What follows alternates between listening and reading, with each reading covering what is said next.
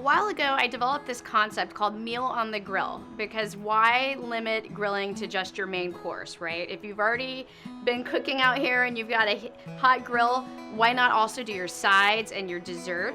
And today we are going to make cast iron cobbler. So the cast iron skillet is such an awesome tool to have in your repertoire.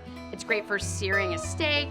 Think of this like a casserole dish that you can throw onto your grill. So today we are going to make a peach blueberry cobbler, very rustic cobbler. It almost makes itself, it's so easy. And since you've already got a hot grill from your main, you're just gonna throw this on and let it cook while you hang out with your friends and family. Okay, let's get started. I've got my butter here just to help coat the pan. Any good cast iron should be well seasoned anyway, but you never want your food to stick. And I've got my fruit. So about 4 cups of fruit, whatever's in season. Just go with what's in season. I'm gonna add some butter. Can't go wrong with butter, right? I've actually got smoked sugar. I love these guys, Bourbon Barrel. They actually smoke their ingredients in bourbon barrels, and this adds a nice smokiness to the cobbler. So just a couple tablespoons, especially if the fruit is ripe and in season. You don't need a ton of sugar, so really you can wing this. All right, so I've got my sugar, my butter. Let's add just a little honey. It's gonna kind of help bring things together. Local honey always makes everything a little better. All righty. Cinnamon. Yay. And last but not least, about a tablespoon of vanilla. All right. So you want to make sure you don't mix everything together and add the sugar until the last minute, because if you know how sugar works with fruit, it's going to pull the moisture out, and you don't want this overly juicy in your cobbler. It'll be too wet. So just do that. Just do it right when you're ready to grill. You know, you don't need to pre-prep, because you'll end up with an overly wet cobbler. Let's move on to our batter, which is going to be the top. So I'm just using Jiffy mix that's 99 cents at Walmart. Use what you like. You know, if you're gluten-free, use gluten-free batter. If you're paleo and you want to do that, this is a very rustic cobbler. It's actually pretty hard to screw it up, but it'll still be good. So do what works for you. But this is going to be our topping. So I'm going to dump this into a bowl. La la la.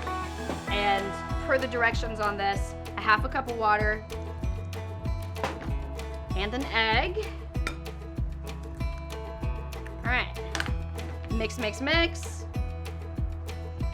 And again, you know, this is a very rustic cobbler, so nothing really needs to be perfect, and that's what I really like about this dish, because it is hard to screw up. And you know, if you have been entertaining friends and maybe there's been wine consumed, the quality control may go down a little bit, and that's what I like about this one. It's just pretty easy, and it's damn tasty if you pair it with some vanilla ice cream or maybe some Tahitian coconut vanilla. You know, there's all these fun flavors out these days. We've got our fruit, and you know, when this fruit goes in, this butter is of course going to melt and be delicious. So we've got our fruit. Just get a few last lumps out. There.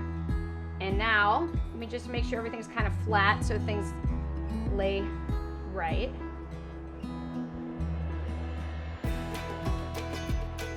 Now, if you've ever done any Girl Scout or Boy Scout trips, maybe you're familiar with cooking in cast iron, or you know, just doing kind of rustic cooking. I never made it to being a Girl Scout. I was only a brownie, but I know that we did all kinds of fun stuff around the campfire. Oh, all right, so just let this kind of mix up, and you want to just let the batter on the top disperse itself so it can bake. And it's okay if the fruit's sticking out. That's pretty normal, right? So again, this is a pretty rustic cobbler. Can't screw it up, which is what I like about it. Okay. And you've learned from your videos how to create a direct and indirect zone, and so we're gonna cook on indirect, which is like baking in your oven. That's essentially what we're doing. So let this cook for about 30 minutes or until it's warm and bubbly and the batter started to cook and look golden and brown, and you'll know when it's ready. And while you do this, refill your wine glass and I'll see you soon. It's been about 35 minutes and I'm not gonna lie, I'm really excited. I have such a sweet tooth. I just can't suppress it. Oh my God, that's gorgeous. Wow, it's hot, it's bubbly. The batter on the top is brown. So let's pull it off, you guys. Wow. Is that gorgeous or what? I don't know if I'm gonna be able to contain myself to let it cool before I start eating it. There you go. This is a gorgeous cobbler. As you saw, it really wasn't that difficult, minimal ingredients.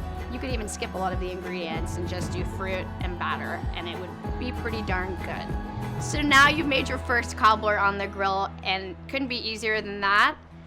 Stick with me and I'll teach you all kinds of new fun stuff to cook on your grill. See you on the next video.